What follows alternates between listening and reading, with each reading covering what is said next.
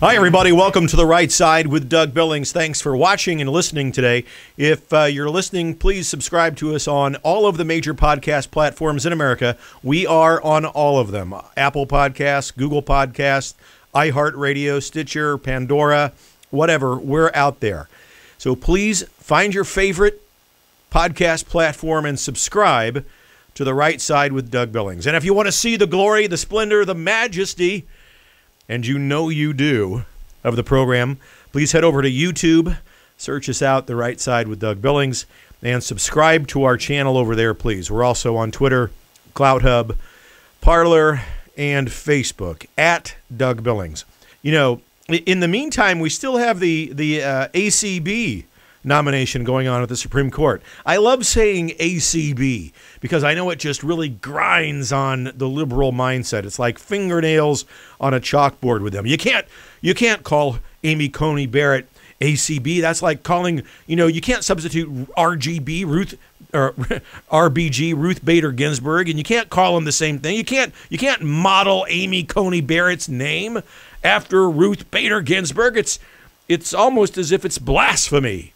It's a mortal sin. We can't do that if they believed in sin and God. But I do. Amy Coney Barrett is proceeding with the nomination process. The Republicans on Capitol Hill are meeting her, and the Democratic Socialist Communist Party leaders, at least some of them, are refusing to meet with her because, of course, she's illegitimate. Her life doesn't matter.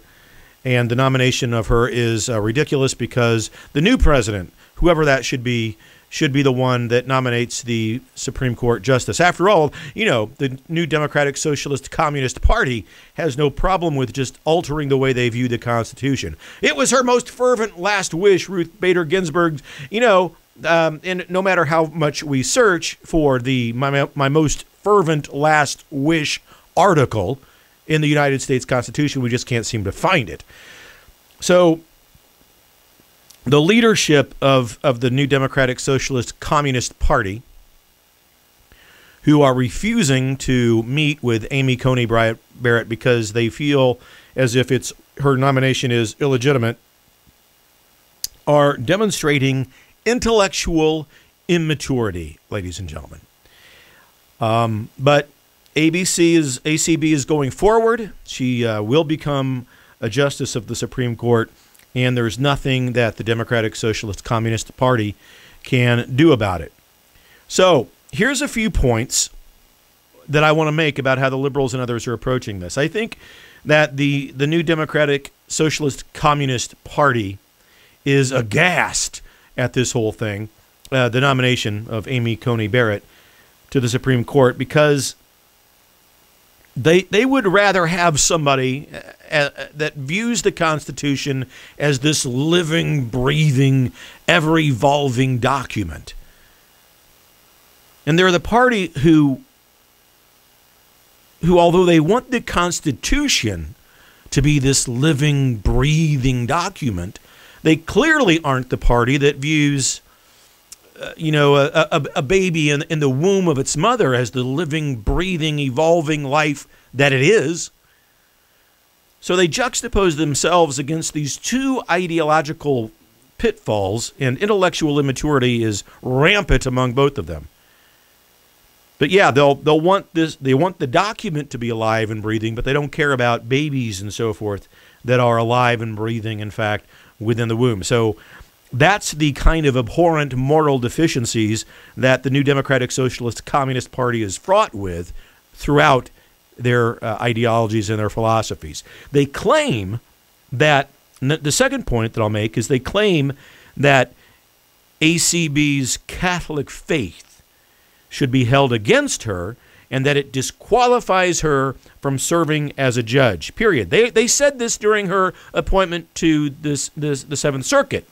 Never mind that the United States Constitution views the test of religion and holding religion against someone as unconstitutional. Never mind that. You can just go look at Article 6, Section 3, for all of you wannabe constitutional scholars, and read it for yourself. The third point I want to bring up is that the members these members of the New Democratic Socialist Communist Party, especially their leadership, they're part of a cabal that has hand-chosen Joe Biden as their puppet candidate, and they're claiming that Amy Coney Barrett's nomination is illegitimate, and they're not going to meet with her. Now, this is part of a tradition that exists for hundreds of years. Leaders of both parties would meet and greet and get to know and cordially talk with and invite the nominee up to Capitol Hill for some conversations, tea and crumpets and whatever else.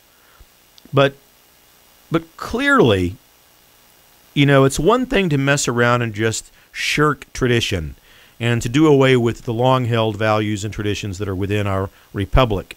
The common courtesies, if you will. Okay, good. Childish to say no, childish to say that it's illegitimate. Ultimately, it's illogical and intellectually immature. And because clearly there's no constitutional basis to deny President Trump's obligation to nominate a judge during his term. As we've all heard and we all know, a president is elected for 4 years, not 3, not 3.5. And so if a president has, you know, the White House and we have the same party has the Senate, there's little that the other party can do. So that's part of what the logic of the whole thing is about. But the Democratic Socialist Communist Party doesn't possess the ability to grasp basic logic. They're big at crying and complaining and creating chaos and lying and besmirching people's characters, as we saw with Kavanaugh, but clearly have no intellectual capacity for the kind of logic and maturity that it takes to deal with President Trump. They just can't, they don't know how to deal with him, so they just say, no, I'm not going to do it. I'm not going to meet with your nominee, which ultimately, beyond just the intellectual immaturity of it all, is basically childish. Like I said, there's no my most fervent last wish clause in the Constitution. And Ruth Bader Ginsburg is on tape, on video, saying that any president of any party, no matter the point at which a nomination or a vacancy, rather, on the Supreme Court presents itself, should be allowed to nominate the next judge, the next justice. We don't have her most fervent last wish on tape. Not calling whoever reported that a liar. I'm just saying we have it on tape where she said, no matter what time a vacancy presents itself, the sitting president has a constitutional obligation to name a new nominee. Now, Lindsey Graham has some choices, and some people have suggested that, well, if they're going to be that intellectually mature and they don't want to meet with ACB, don't hold the vote. Or don't hold the hearing. Let's move straight to the vote. That's enticing, but just as much as I think and find fault in the Democratic, position of not wanting to meet with what they call an illegitimate nominee would be breaking with tradition, I don't think that the Republican Party should stoop to that level and also just say, well, then screw it. We're not going to have a hearing. We're just going to move straight to the vote. Let's have the hearing. Let's let the process take place. We control the Senate. We know that we have the votes. Let's go forth and just let the process happen. Put time limits on it and get it done before the election so that she's on the bench prior to the election.